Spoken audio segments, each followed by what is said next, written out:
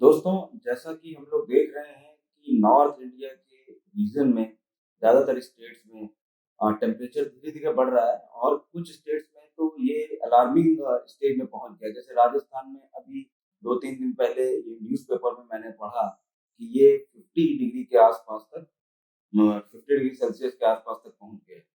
तो दोस्तों ऐसी कंडीशन में एक बहुत चीज़ कॉमन होती है जिसको कि हीट स्ट्रोक कहते हैं। हिंदी में हम लोग आम भाषा में लू लगना कहते हैं। तो दोस्तों हम लोग आज ये देखेंगे कि हीट स्ट्रोक या बढ़ते हुए बाहर के टेम्परेचर पे क्या कोई ऐसा मरीज जिसको कि हीट स्ट्रोक हो गया हो या लू लग गई हो, तो ऐसे भी पेशेंट को आईसीयू एडमिशन हो सकता है क्या? या फिर उसके कोई सीरियस साइड इफेक्ट्स होते हैं क्या?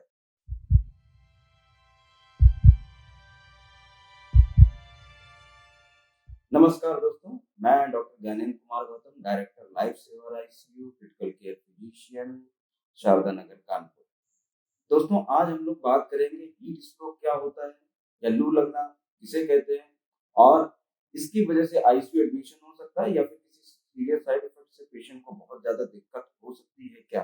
चलिए शुरू करते हैं। ये हीट स्ट्रोक होता क्यों है? सबसे पहली चीज तो बाहर का बहुत ज्यादा टेम्परेचर जब बढ़ जाता है तो हीट स्ट्रोक होता है, सबको पता है। दूसरी चीज, जब पेशेंट डिहाइड्रेटेड हो जाता है और बाहर गर्मी में जाता है तो और डिहाइड्रेट होने की वजह से बॉडी का टेम्परेचर बहुत ज्यादा बढ़ जाता है। गर्मियों में बहुत ज़्यादा अल्कोहल की मात्रा जब पेशेंट लेना मतलब कोई लेना स्टार्ट कर देता है तो उसकी वजह से भी एकदम अचानक गर्मी में जाने में ऐसा हो सकता है। बहुत ज़्यादा strenuous exercise out of proportion जाके एक्सरसाइज यदि करते हैं गर्मियों में और उस टाइम डिहाइड्रेशन हो जाता है तो तब भी बाहर जाने पर हीट स्ट्रोक हो सकता है। जब हम लोग एकदम से किसी टेम्परेचर चेंज में जाते हैं जैसे कि एसी से निकल करके बाहर घर में जाते हैं या फिर गर्मी में बहुत ज़्यादा एक्सरसाइज कर लेते हैं या फिर वॉक करते हैं, तो हम लोगों की बॉडी का टेम्परेचर बहुत ज़्यादा ऊपर आ जाता है और ज़्यादातर कंडीशंस में जब ये 104 डिग्री फ़ारेनहाइट से ऊपर आ जाता है तब हम लोग इसको हीट स्ट्रोक कहते हैं या फिर लू लगना कहते हैं।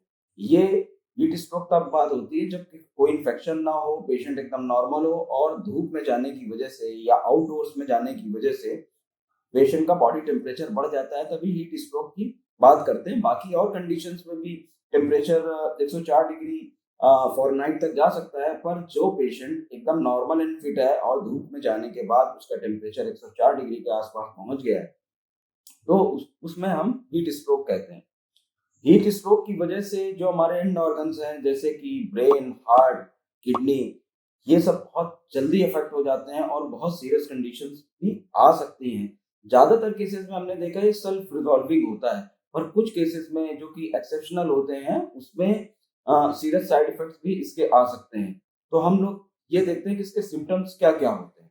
सबसे पहला सिम्पटम जो ज़्यादातर पेशेंट में पाया जाता है कि हेडेक, नौसिया, वॉमिटिंग मीन्स मिचली आना, उल्टियाँ होना और साथ में शरीर का टेम्परेचर 104 डिग्री के आसपास पहुँच जाना, स्किन ड्राई हो जाना, फिर पेशेंट इरिटेबल बहुत ज़्यादा हो जाता है।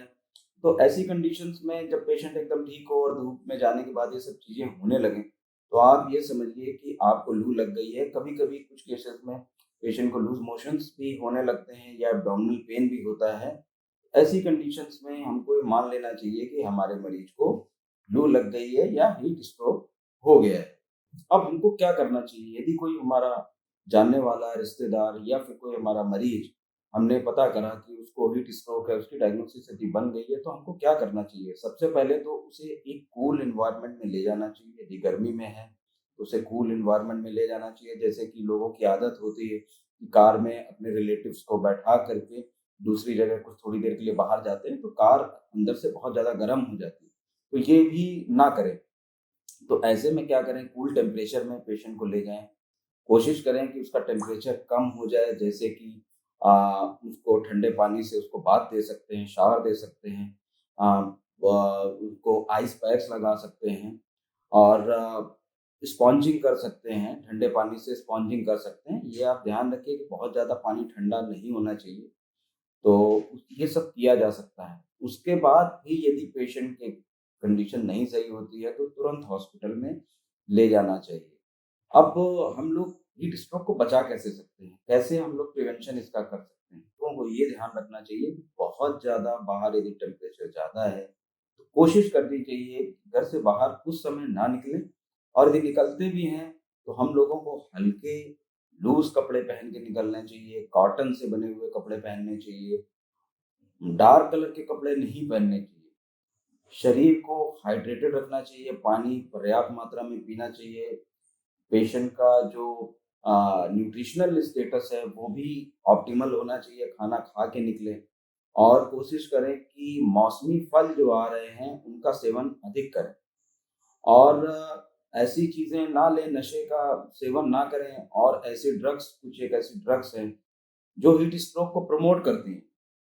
तो वो ड्रग्स भी ना लें, जैसे कि कुछ लोग एम्फेटामिन्स लेते हैं या कुछ ऐसा नशीला पदार्थ जो उनकी हैबिट में शामिल है, तो वो सब भी ना लें, इनसे भी सडन डेथ हो सकती है। ऐसे पेशेंट जब हीट स्ट्रोक के जो नॉर्मल जो आपके मैन्यूवर्स हैं जैसे कि कोल्ड स्पंजिंग दिस वन